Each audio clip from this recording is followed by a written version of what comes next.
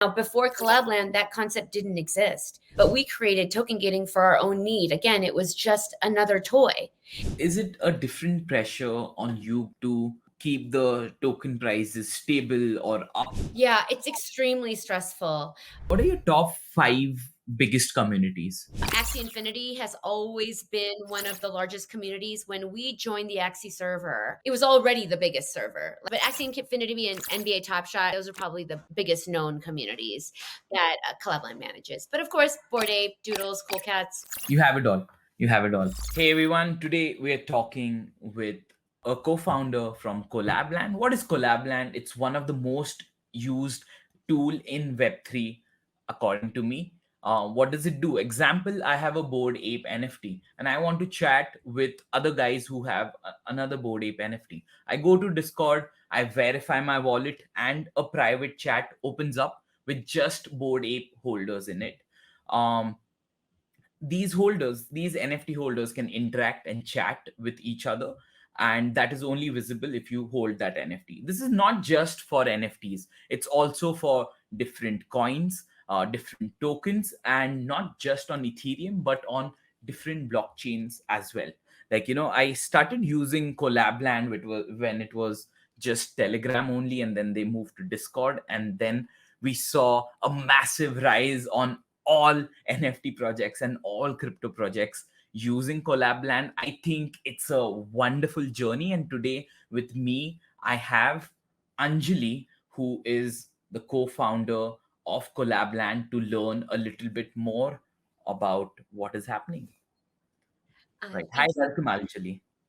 Thank you for having me. I'm super excited to be here. Yeah, awesome. So, what did I miss about Collabland? How would you introduce it to, like, let's say your kids? Yeah, it's interesting. My kids have definitely been along for the ride. Um, we started Abridged or corporation, that's our corporation. We started in 2018 with a completely different product. And so this is a bit of a story of pivoting and also a story of being a founder and maybe not being so prescriptive of what you want to do, but still holding on to what your North Star is, holding on to really, truly what you're trying to accomplish. You kind of have to take a step up. So we started as a social recovery contract wallet back in 2018 and just spent a lot of years on that, not getting much traction. There just wasn't the interest yet from users to start using a social recovery wallet. And so that didn't go. We tried our best. It was all bootstrapped. And it wasn't until January of 2020 that we pivoted to no code tooling. So even then, that wasn't Collabland, it was no code tooling. Mm. The feeling being, or like the thesis being, like, we're having a lot of trouble getting adoption for our wallet, right? Also, it's bear market times. But maybe instead of going that direction and trying to go after the individual user, let's go after the dev market and see if we can build some sort of no code tooling so that we can get more people building dApps. So that was kind of the idea with that. And then once we started doing no code tooling, it was really no code tooling for DAOs, because that was the interest of James, who's my spouse and co-founder. He wrote the white paper for Moloch DAO and is one of the founders of Metacartel, and just a huge fan of the potential that DAOs can have for us now, us in the future of work and the future of organizations being through DAOs. And so we started with this no code tooling and started creating little mini experiments to show off that no code tooling. And Collabland was one of those little experiments. It wasn't ever meant to be a standalone product. We had many products even before Collabland using our same tooling, but it was a reference implementation to show people, like, we made these little toys. You can also make your own toys, come up with your own ideas, let this unleash your creativity to see what you can build. And then what happened after that is everybody said, oh, Collabland, like, yeah, we've been looking for something like that.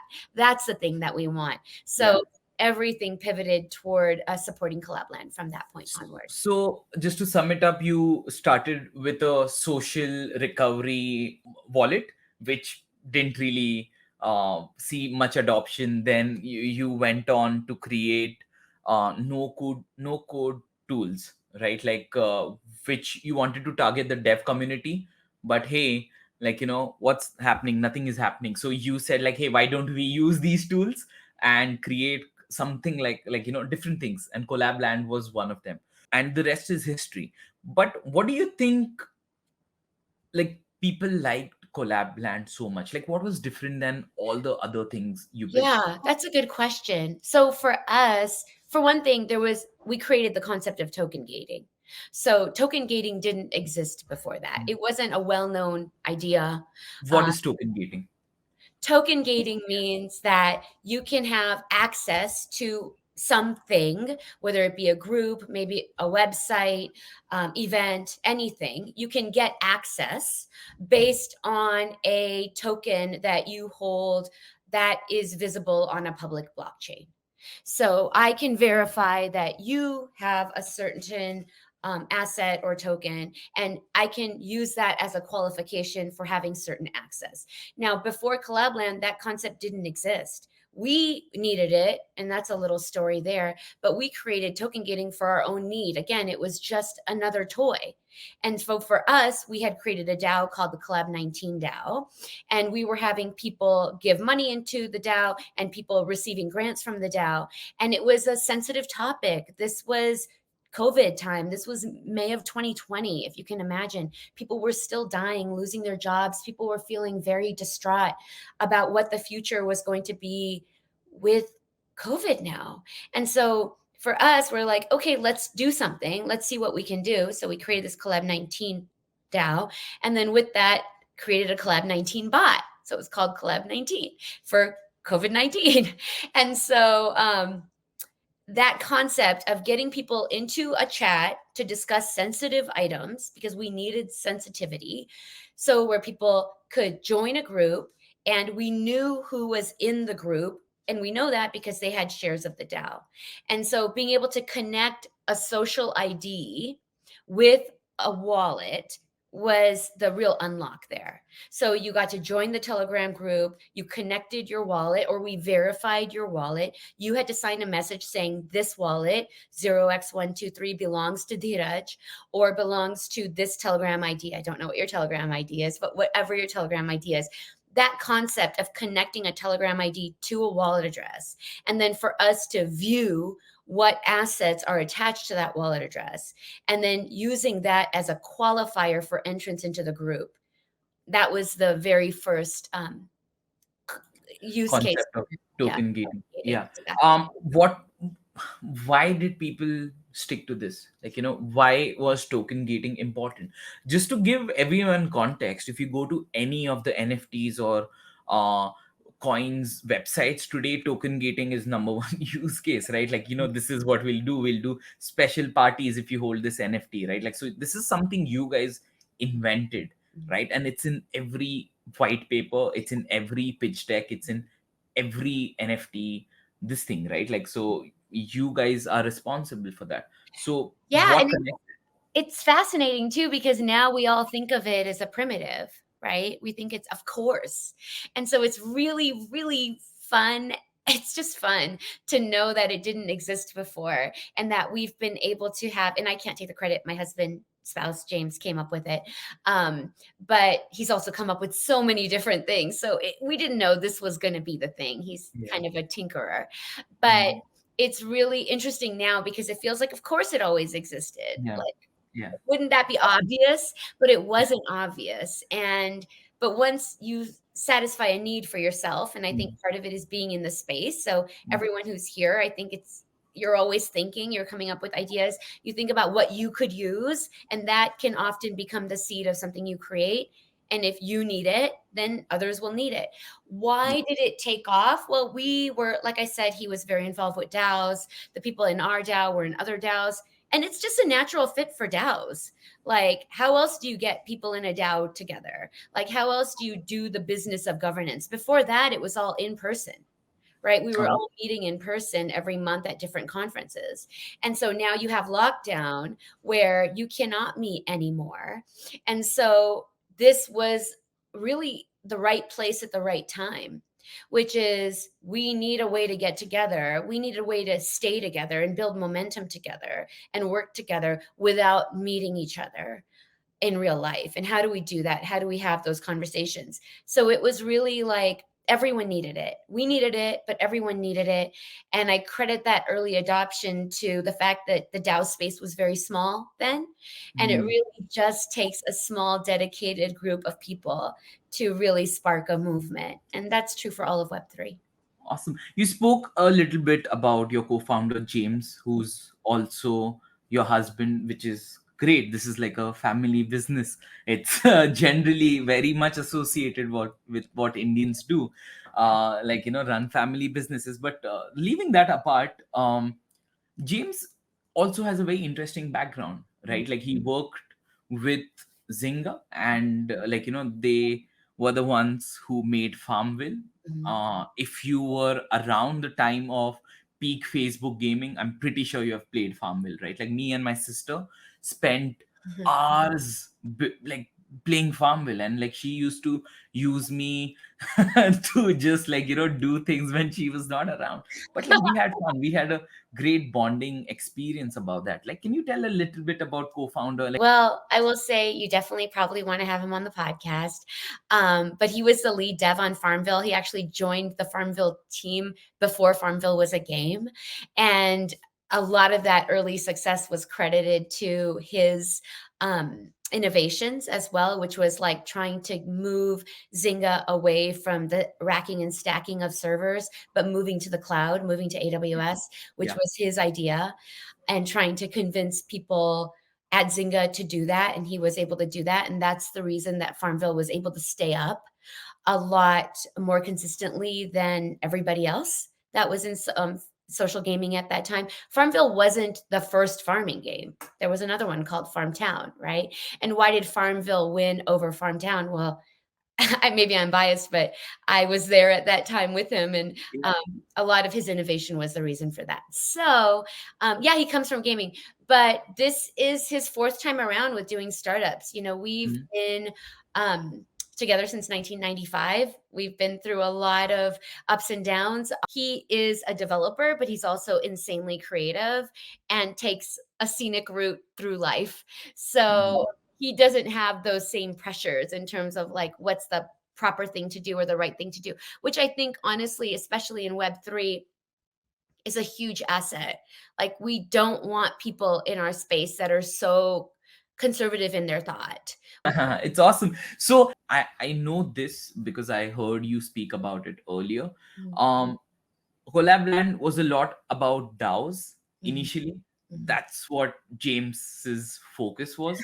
But like the insight which you had that hey, why don't we target NFTs mhm. is the exponential growth which you had. Like, so I don't know, like, are you not crediting yourself enough, or like, Well, or you're just being modest? I But will like, say, thank you. yeah, I'll tell you about those early days. Yes, started yeah. with DAOs, and then quickly it was an idea that had its own life. Mm, So people that needed it found it. So mm, after DAOs, then it was investment groups. Like mm, 2017, we had a lot of ICOs, and within those ICOs, there were tokens that were sold, right?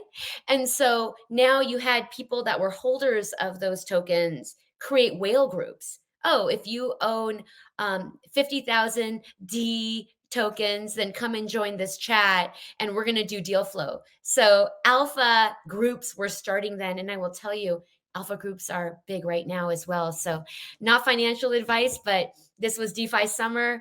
It was all alpha groups, and alpha groups were using Collabland to create membership into these groups.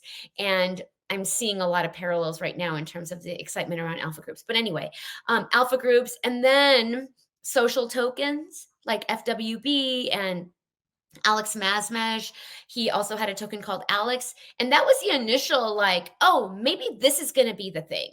Like, maybe it's going to be social tokens. Maybe everyone is going to have their own token. Maybe actors and musicians and like maybe creators of all types are going to have their own tokens, similar to what Alex is doing. Like maybe that's what it is. So that was kind of the first like, like, is this going to be that?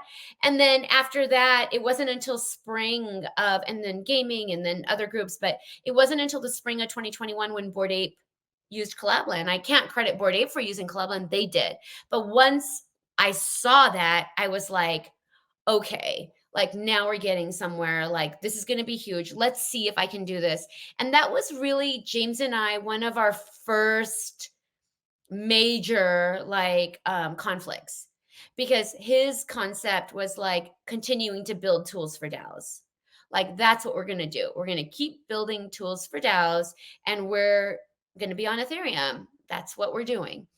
But my opinion was like, what's happening with NFTs is very, very special. Like you're bringing in art and storytelling and lore and adding that with this possible community situation where you can get people that own a token. Like these NFTs are getting minted and sold on or on OpenSea, and like what are people doing now? So I started DMing from our Twitter account, from the Collabland Twitter account, just DMing every single new NFT project I saw launching. I was just DMing them and I was saying, hey, you just launched this NFT project. Do you want to get everybody that just bought your NFT into a chat together? Like, can you please try it? Like, Collabland's free. Give it a try. And I had to just do that like all day long, week after week after week after week. I mean, this was spring, early summer 2021.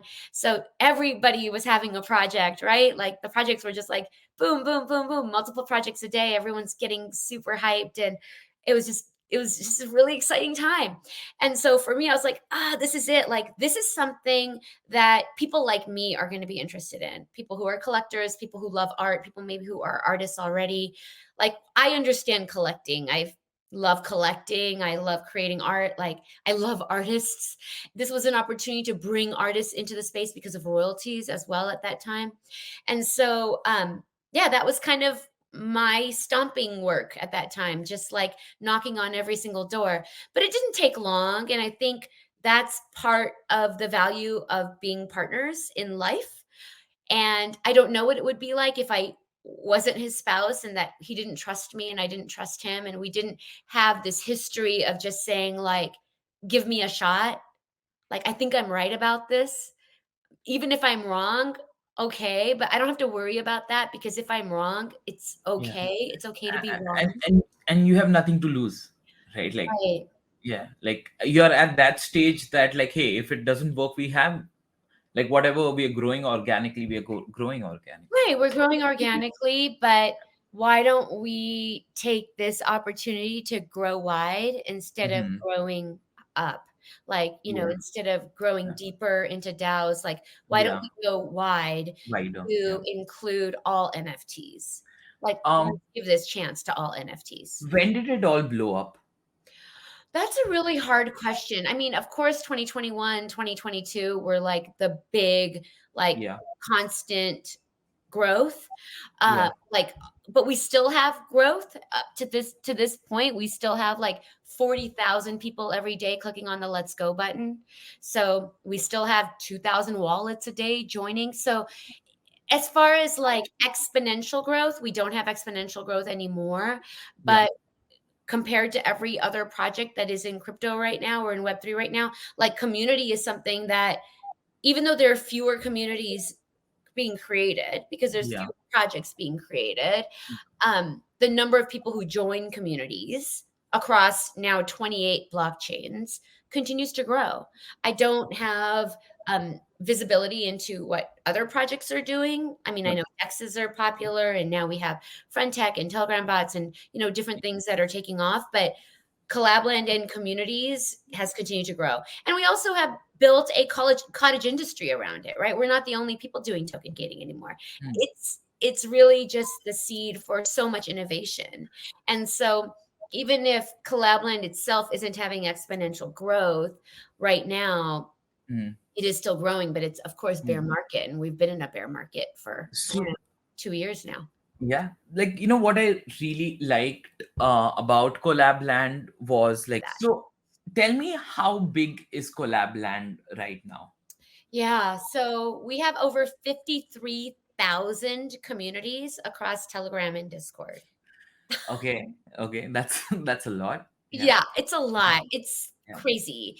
Okay, And we have over 2.9 million unique members.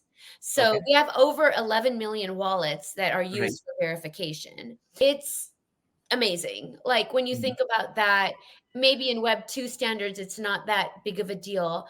But mhm, for us, it's like people care about community. And really, that's mhm. evidence right there. What are your top five biggest communities? You can go to collabland.mirror.xyz. In February, we posted our top 100 communities by size and Yes. by longevity. Now, every week we go through our data and our metrics, and it's what are the top communities growing right now. So it's a little bit different in terms of Okay. like, do you mean over all time? Overall. Size. I'll say Axie Infinity has always Yeah. been one of the largest communities. When we joined the Axie server, it was a bit of a it was already the biggest server, like because Yep. they're a gaming server. They had already been Yep. without token gating, been Yep. trying to manage their Axie Yep. server, and it was 800,000 people at one point. Yep. Now they've split into by region, and so we do support all of those communities as well.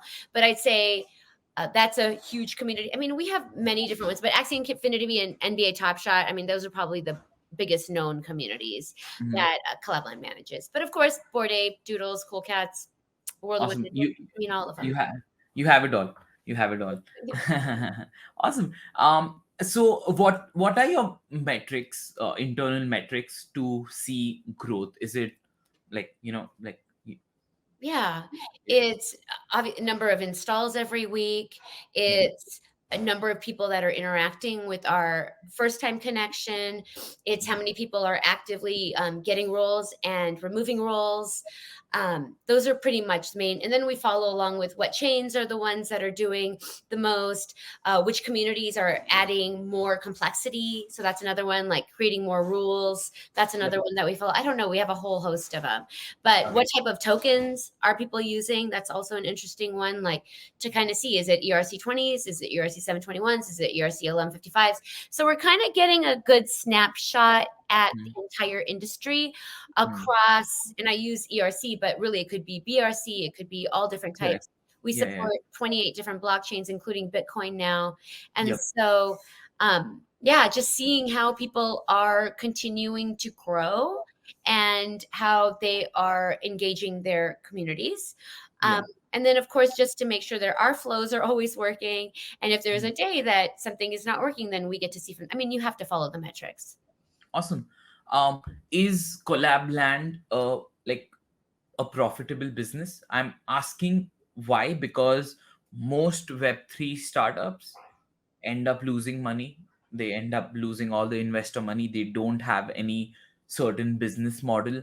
But I think Collabland is a little bit different, but correct me if I'm. Well, no, I'd say we have the same challenges as everybody else. Yeah. Like, that's not new. Yeah. Collabland's free, right? And so it was free for a very long time. We were lucky though. We raised money in like December of 2020 until into January of 2021. For a long time, there wasn't a real need to spend money because ETH was going up and our money was in crypto. So it was, we had that advantage of like a long time where there wasn't any burn at all, right? Yeah. And so we Yeah. were able to focus on that. But we still have those same challenges. We have a few revenue generating initiatives that are going on right now. We have a Collabland VIP service Yeah. where we service larger projects. We have an enterprise plan for much larger communities, like some of the ones that I mentioned, where they get a certain amount of dev work every month and they get like one-on-one support.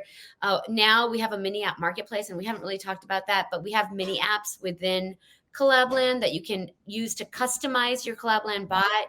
We don't create everything anymore. We have Okay. like our basic service, which really is an 8-course meal. but we continue to improve that. However, there's lots of other things you can do with Collabland, and those are paid. And then we Mhm. have a couple of other initiatives that are coming out very shortly that are Mhm. going to be an opportunity for Collabland to make transactions easier within communities. Like I said about Mhm. alpha groups, people are wanting to transact within communities. They want to Okay. transact together, and we are going to make that possible. And at that point, then we will be able to take a fee, right? Like a percentage fee on those. Are you talking about something like a tip bot? Tipping bot, yes, trading bot, Trading bot. but any kind of bots, really NFTs, any Mhm. kind of service where people are Oh, transacting. so interesting. So, like, let's say I am on a server, and most NFT services have marketplace Mm, tab, but what they do is, like, what's being posted on marketplace is being displayed. But what can happen is, like, hey, I'm selling this for, let's say, I'm selling this NFT for point 0.5 ETH, right? Like, I can go and directly buy it from mm. this Well, or we like have something a like that. solution that's a little bit different, but yes, you'll be seeing things like that coming from us. For Okay, okay. us, we want to solve the royalties. So for us, it's like it wouldn't just be a buying and selling, it Mhm. will include royalties. And so for Yeah. us, a huge part of where we're moving going forward is wanting to bring back royalties for our NFT Okay. community. Like that Okay. is it should have not ever been something that we all got rid of together. But when Mm. you are at the mercy of the marketplaces and then everyone's going to Yep. zero, then this is what we've seen. However, for Collabland, like a huge part of where we want to move forward is in terms of inclusivity and making sure that we make life and Web3 life sustainable for artists because artists are my passion and James and the rest of our team. Raymond Fang, he's our technical co-founder. Even for him, he comes from open source, but trying to create a sustainable life is extremely important, even in an open source world, right? And so for us, it's like, how do we support royalties? And so our solutions, transacting within Collabland groups will include royalties. And so you'll be seeing that stuff coming. But yeah, we have some ideas there that are coming out very, very soon before the end of the year. We're going to be Yeah. starting with that, and which is really a month, six or like 4 to 6 weeks from now.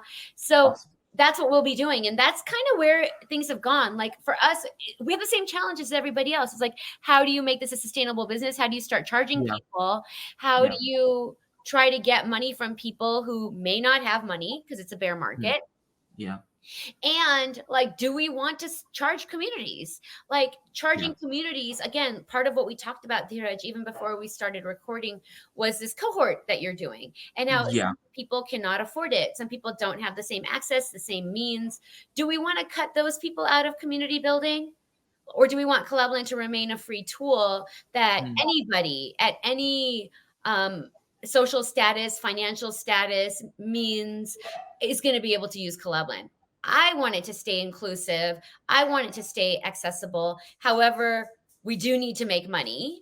And we, Yeah. in order to continue to do what we're doing and continue to Mm. support our team, support the Everything. industry, we Yeah. need to make money. And so there's been a little bit of actually a long conversation about this. Like, where Yeah. do we monetize? And where do we monetize is a journey. Because Yeah. from the outside, you just think, oh, just start charging all the communities. Why don't you just do that? Mm. Well, if you It's do, not a easy. Yeah. it's like, do you want to do that? And Yeah. what does that mean for future communities? Mm. And eh, so there's a question there, but there is an opportunity to provide additional services that are maybe more advanced features like we're doing in the mini app marketplace and also with Yep. this one. You can transact anywhere. You don't have to transact within Collabland. You don't have to do trades. You don't have to do tipping. You don't have to do NFT buying and selling. You don't have to do anything within your community. That's all available outside your community. But for the people that want that additional convenience, Yeah. we will provide that. And so it's been a journey to try to come up with a way that we can monetize, that is inclusive, and that continues to service our members. And like I said, we have 53,000 communities, but we have over 2.9 million members. So then, and this is maybe for the founders out there, if you do start charging communities, who are you losing? You're Yeah. losing members. Like if Yeah. the admin decides not to pay and leave Collabland, we're losing this opportunity for servicing members, which might be a much larger opportunity in terms of Yep. monetizing. Yep. So it's not easy, but Mhm. and it's a challenge for everybody. And I'm hopeful for the future. I mean, Collabland has the same challenges as everybody else. Is it going to work? Is it not going to work? We think it is. Like we're super excited on Yeah. us. And we are able to, because of our close relationship with our communities, with our support team. I ran the support team exclusively for over a year and a half. Now I Mhm. have a team together and we Mhm. all work on it. Like we know what people want. Yep. Like we get the requests all the time. Yep. And so Yep. that feedback loop, that's another thing I would recommend to most founders is just like stay tight with that feedback loop. You are probably the ones to get the best insights on what's happening Mm. in the Web3 community. Tell me some of the interesting trends you've seen. That's a good question. Interesting trends. Well, I mean, I was thinking of one the other day, which is like McLaren, right? So a lot of brands, maybe that's a Yeah. trend. And I think about this so much that it's hard for me to like kind of go up a level, but I'm going to try really hard right now. No problem. One is brands. I don't know how Yeah. new that information will be for your audience, but we see a Mhm. lot of brands coming into the space. Adidas, Yep. Gucci, Prada, Yep. Lacoste, McLaren, Budweiser, right? Yep. 7-Eleven. Like we see brands coming into the space. I think that's an interesting trend. I think we're going to keep seeing it.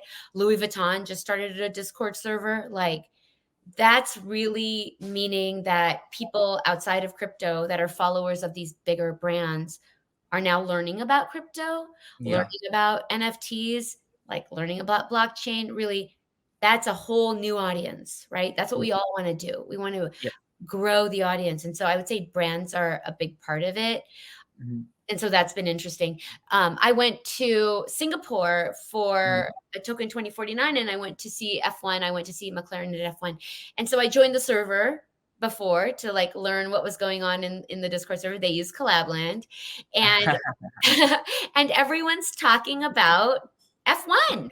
Everyone's talking about the Grand Prix. Like nobody Yeah. was talking about NFTs. Yeah. Everyone's just talking about the thing that they love, which is F1 and McLaren.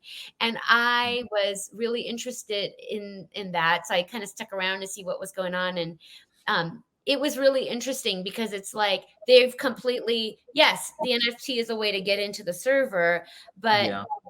they're The just talking about passion stuff that they would talk about anyway with makes sense. new dedicated fans. And what token gating allows you to do is have access to people who have skin in the game, right? Like, Yep. they really care. You don't Mhm. have the same issue with trolls, right?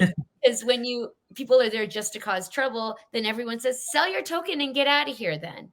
Like, why are you here? Like, we're here Correct. because we love it. Like Correct. that's what we've collected, a group of people Mhm. that love this. Like if you don't love this and if you're just going to be a troll, then bye. Yeah. So Yeah. it's really cool to see the kind of intensity around that. So I say that's my I would say for trend. Like right now, Yeah. it's definitely big brands coming into the space, but Awesome. that is, and we're just going to keep seeing it. I have no doubt. There are many, many projects that are on the sidelines right now, which Yep. I see due to my other relationships and other groups that I'm in terms of larger brands that are going to be joining the space Yep. that are not here yet, but they're very just waiting for that sign. And so we're not going to see companies pivot to Web3, but we're going Yeah. to see larger companies, traditional businesses, Mhm. Just including, trying out. yes, Mhm. and Yeah. including aspects of Yeah. Web3. We already saw it with Yeah. Starbucks as well, but we're going Yeah. to see uh, Interesting. them experimenting in that way. So they're coming, which is very different from the last bear market, right? Like Yeah. Yeah. Yeah. we have Like, some advantages here that are oh, positive. I am not a big fan of tokens in general. Like it makes the founder's life more difficult because you have a very different. Like, this is my perspective. You can correct me when you're wrong. Like it makes like a lot of focus trying to, like, get your token prices up and down. You guys made a decision after so many years in February to launch a token. Like, what was the rationale? And Yeah. yeah, what are you thinking about I'll start with saying tokens are for now, the only way to include your community and give incentives for developers to build something together. That is why we're here. That's what Web3 is. So I don't think there is a way to do this in a crypto native way without a token. So, I mean, you see a lot of the complaints around OpenSea, right? Like, where's the token? How are you sharing the upside with anybody? So that's that. But it? why did we decide to do a token after so many years? Really, the question around a token isn't when to do a token, but it's why to do a token. Why do you need a token? Without a purpose, the token is meaningless. There's no need for a token. And again, like I said, we come from really a DAO origin story, right? And so for us, it was, when do we need a token? And once we decided with this growth, we are not going to build everything ourselves. That's not the plan. The whole idea of this, of Web3, of crypto, of the blockchain, is building together. That's what we're here for, to build with others. And so that informed our movement going forward. So Yeah. first we decided to have a marketplace, and that marketplace was going to be a foundation for other developers who are building within crypto communities to come and build apps for Collabland. Now with Collabland, you install the bot, then you don't have to install other bots. We will have mini apps within our web portal for admins. So if you want to add voting to your server, if you want to add meme games to your server, if you want to add POAP redemption to your server, if you want to add verifiable credentials and start giving each other verifiable credentials to build reputation, you can have that. Those are just some of the examples. We have a DAO app, we have like a chat GPT AI bot. We have all kinds of things now in the Collabland mini app marketplace.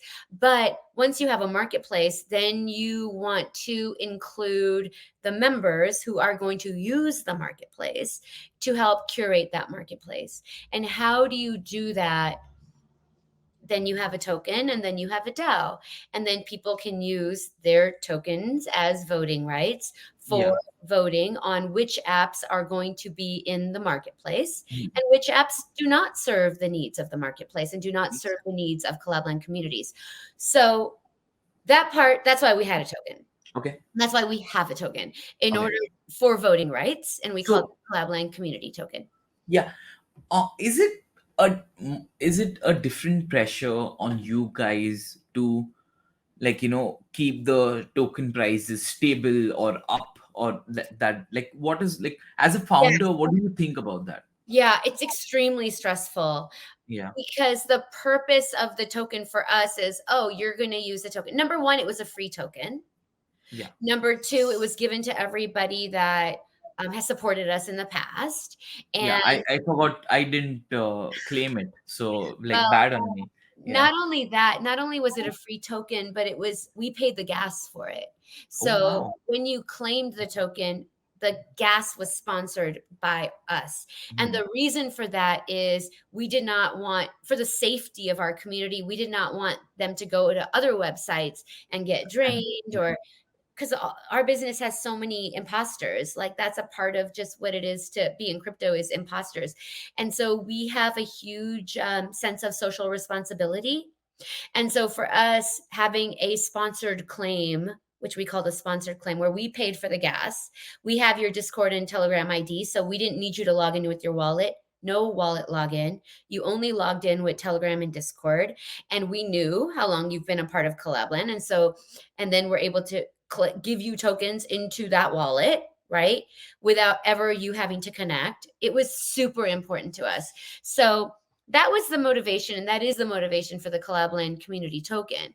Yeah. But it's very different from all the other ways people are using tokens. When there's no pre-selling of the token, there's no investors that are setting the price on the first day.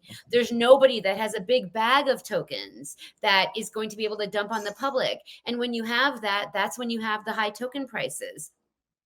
So it was extremely stressful. It was extremely, I mean, just personally, I would say, I don't know if I've ever had so much toxicity thrown at me personally ever in my life.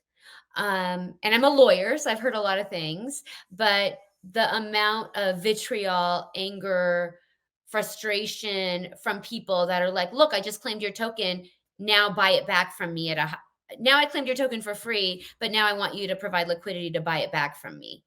I was like, what? Like they were mad that we weren't providing liquidity to buy back their token, which we just gave them for free in order to join Yeah. our future Yeah. governance, to Yeah. create a social product that we could all build together that was going to be different and special and not extractive the way we've seen in Web 2. Like Facebook, you Yeah. know, decide what features they come out with. Hmm. We were opening ourselves up to our communities and our members to participate with us. Hmm. One thing that was unexpected, and I will say naive on our Hmm. part, is that I assumed everyone that was interested in Collabland would be someone who knew what Collabland was. Like, I just assumed everyone that would be getting our token or buying our Hmm. token after whatever were people that knew about Collabland and knew of our history of service. And it was extremely challenging. I think I've developed a thick skin moving forward. Now I'm Hmm. willing to take more chances, but Hmm. having people say like, "This is a scam, this is a rug, like, you guys are nothing, like, you're" Why did it happen? Like, what was the expectation mismatch? What were the people expecting? Yeah, so there's a whole group, and these are not people that we have access to. There's a whole group of, like, airdrop farmers and what I call, like, the swarm. Like there's a swarm. I used to say zombie herd, but then Betty from Deadfellows heard me say that in a negative way. And she's like, don't say that. Don't say zombie herd as a negative. I said, okay, so I'm going to use swarm.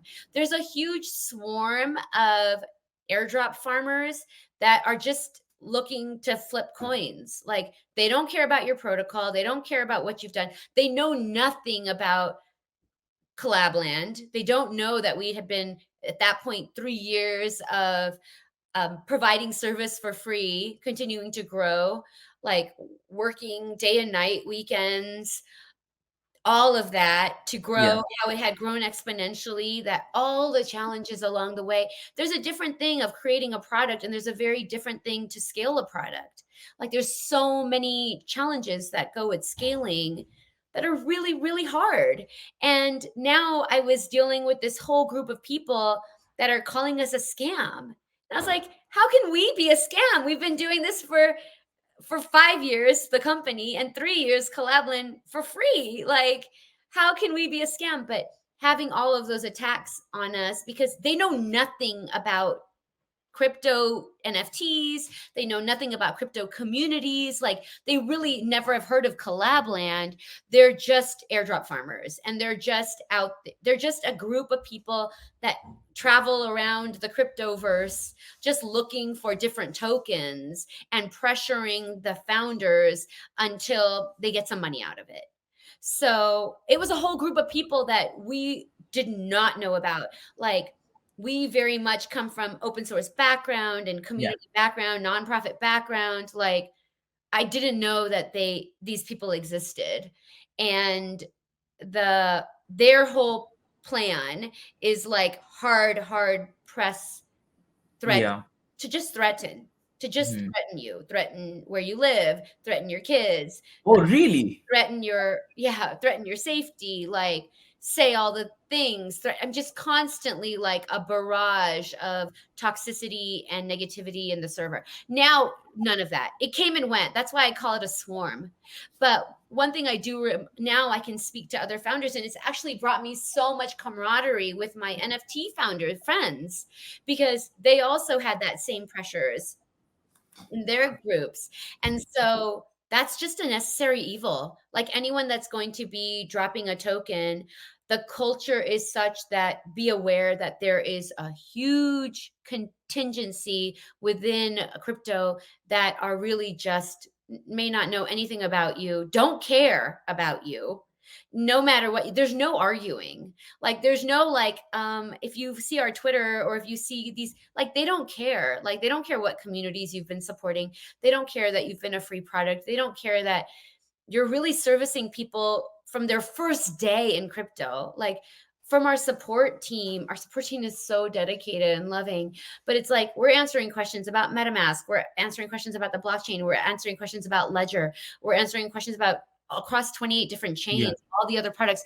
Like we're answering questions about NFTs, we're answering questions about Uniswap. Like we literally get every single question. And because we do provide support and most products don't provide support, we do answer those questions. And so to come from that, Dheeraj, to come from that, and then to have to deal with so much hate and toxicity, and that was really, really hard. So I will say that's really, really hard. Now, since then, things have gotten a little bit better. I think people are more aware of like what we're trying to accomplish, but is it different? Yes. I mean, since launching the DAO, we have a town hall meeting that we do every 2 weeks. We have a content calendar. If you go to the Collabland Twitter, we have events almost every single day that people can participate in.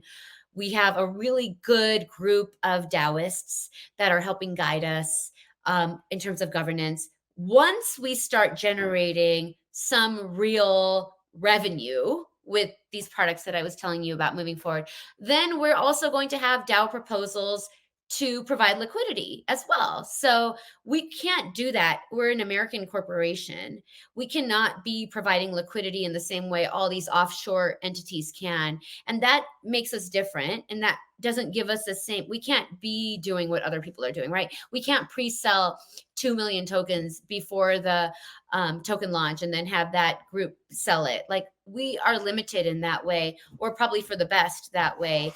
It's not, we don't have those same options. And so for us, we're a Colorado digital co-op, and our DAO can provide liquidity. And so once we have enough revenue that we're able to then have a good pot for liquidity for Collabland, then yeah, those conversations are already happening. And so I'm very, very excited about that in terms of the future and what that's going to look like and bringing some stability to the token. So yes, it's a part of our conversations now. Hmm. Absolutely. But it wasn't initially. And Okay. because we weren't expecting all of that. Gosh, that was a lot of words. Hope that was okay. Yeah, that's fine. That's fine because that's an experience which no one talks about, right? Like it's so different, right? Like so people think that like, hey, I want to start something in Web3. I will launch a token and we're done. Like, yo, made the most amount of money I can make.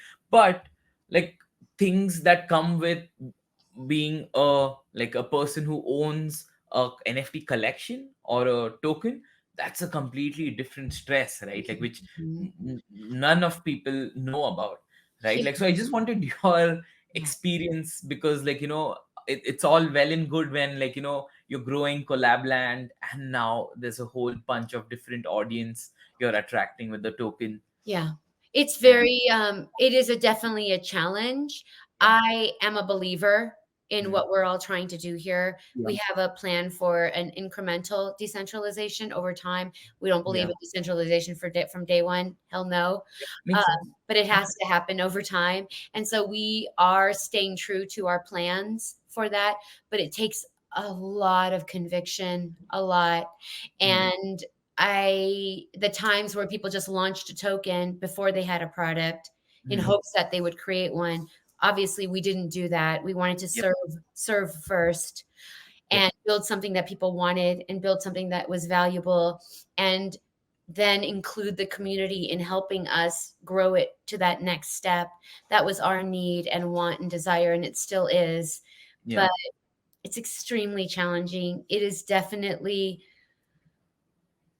it's a different situation. When you have a free product, even if everyone's using it, you get some hate, of course, because people want everything to work all the time.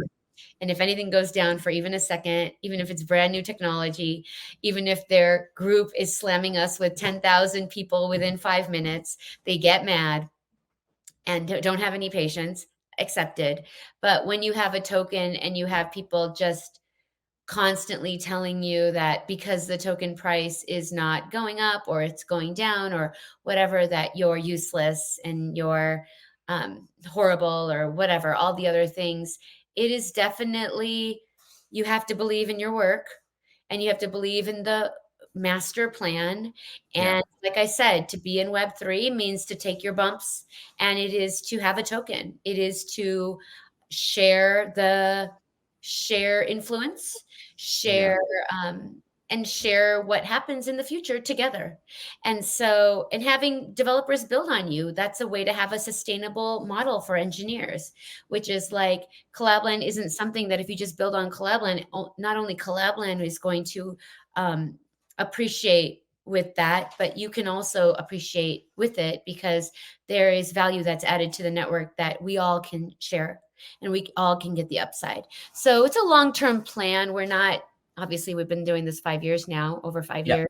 So it's not a easy, we're not on a quick path to riches and moving out. Yep. We're here for the long haul and are extremely optimistic about the future. But you got to take the shit. And it is actually at Yeah. NFC Lisbon this year. That was my conversation, was like launching a token and what you don't know, the ugly side of what you don't know. And Mm. I spoke about that because at Consensus this year, actually, it was my fellow founders that encouraged me at Consensus this year. I heard a panel by Kevin Rose and Bobby Hundreds, who runs Adam Mm. Squad, who is a friend of mine as well. I'm really lucky to know a lot of the communities that use Collabland, so I get to meet the founders of the people that use Collabland, which has been so enriching to my life. But I heard them talk honestly and openly about the challenges of having a project.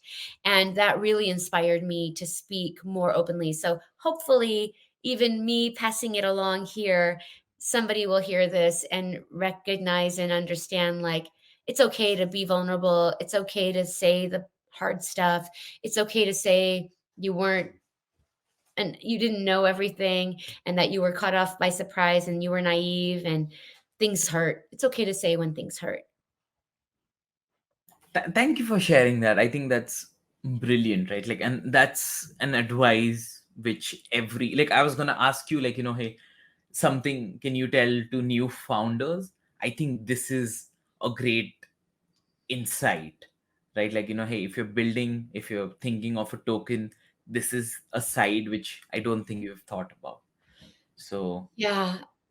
I mean, I have a lot of advice for new founders. And yeah. again, I'm still on my journey, Yeah. but having co-founders that you really align with on the big picture. For Collabland, selling user data is something we will not do. And there have been many times over the last multiple years where we are offered money, large amounts of money for user data. And the answer is no. And the answer is we want to make sure that our members have the opportunity to own their own data. And if they want to monetize it, they can. So that's an example of, if you don't have the right founder team, then when those type of questions come up, that's just one example for us, but things come up, especially if you're successful, where if you do not align on a mission level, a values level, then it can cause a lot of problems. Trust is incredibly important within the founding team. And so that who you choose almost maybe as important as who you choose to partner with in life, maybe on a romantic level or a family level. In the same way, you should take your founder relationship to be just as important. And I will say that I am not the original founder for Collabland. James had two other founders, and so you have to be willing. And now it's myself and Raymond and James, and so there were two other ones, and now it's the two of us. So it's like, if you do not have the right founders for the next place you're going, then you also have to be able to have those honest, good conversations, hard conversations. And it's okay. The project can go on. Our project went on and it continues to go on, even with some founder changes. So, number one, obviously try to align yourself with founders that match your values, but then also sometimes things change, be willing to um, accommodate accordingly. And some of the things that I had said earlier, which is be willing to experiment. Don't be so stubborn about what you think you're going to do. Like I said, we started as a social recovery contract wallet. We are not that right now. We do have plans on incorporating some of those elements in the future. So we will be coming back to that, which was a surprise. I'm excited about that. But don't be so stuck like it has to be this. When Collabland emerged, we didn't know that 3.5 years later, I'd be talking to you, Dheeraj, about Collabland and how it's doing and what it is and what token gating is. I couldn't have predicted that, but you have to be willing to see what's happening. And while you see what's happening, you have to be willing to take feedback, good and bad, and not be so stubborn. So that's another one. And then my final real tip, I think, for founders would be inspired yourself about it. Like, Mhm. token gating was exciting for me. Like, I'm like, "Oh, this is a brand new type of online community." Like I said, I've been a part of online communities for decades now.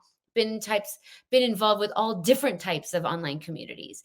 And this type of online community, which is like a tokenized online community, like being able to be a part of that, like being able to be a part of a new way that human beings share information, share emotion, share relationship, grow. Like it was so exciting. And I feel so excited and special and humbled and just full of gratitude that I get to have some impact with my beautiful team over how people now meet each other and build relationships together. Like, it's almost too much. Like, it's too much. So it's completely overwhelming. So even if nothing else happens in my life from now until the end of my life, like that to me is it's already incredible. So it inspires me every single day.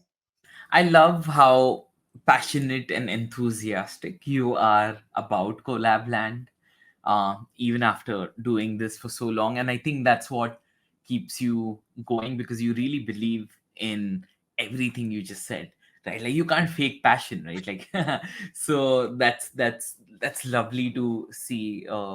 Like, a co-founder so passionate and so like loving about the own project that will, like, keep on going. So I see that like very, I find that very nice. Yeah. So. I thank you for that. And I'll say it's just this company, this movement, like it all really comes back to my relationship. Mhm. Being able to do this together and Mhm. knowing that we share this passion together allows me to bring my full self to it. Mhm. I don't have imposter syndrome in the same way because what I'm saying is Mhm. just me. Yeah. Yeah. And it makes it a lot easier Mhm. to be passionate and to be excited and emotional and to go through the hard stuff. That's what helps, is that Yeah. knowing that I do love it, and loving it makes a lot of all of the other parts manageable. easier. Yeah, like, so as I was talking to you in the pre-interview, right, like I think I would love to um like maybe some other time you and James talk about, like, how did you, like, how you both are running business as like a married couple. Like, that is like a whole different conversation. Like, I would love to, like, just pick a little bit both of your brains on that, which has nothing to do with, like, internal infrastructure discussions, but like just as yeah.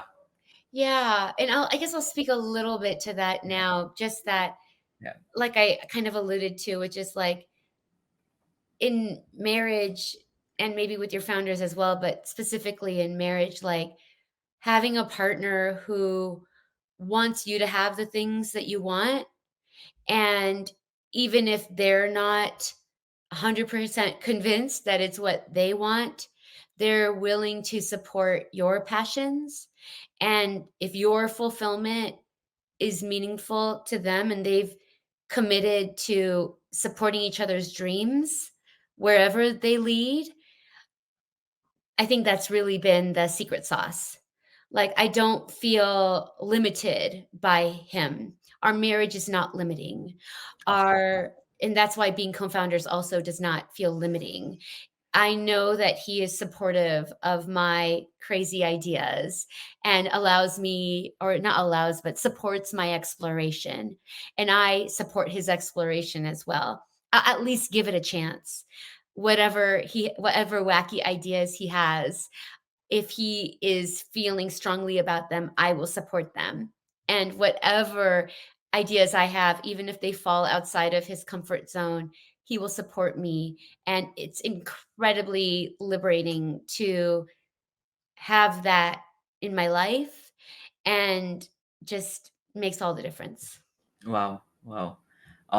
Like advice about relationships and co-founder relationships, right? Like here we go, life really awesome. So thank you so much. I think I just covered most of it. Thank you, thank you, thank you, Anjali. It was lovely having you. It was lovely talking to you. Thank you so much. Thank you so much. You've been a delight, Dheeraj. Thank you. Awesome. Awesome.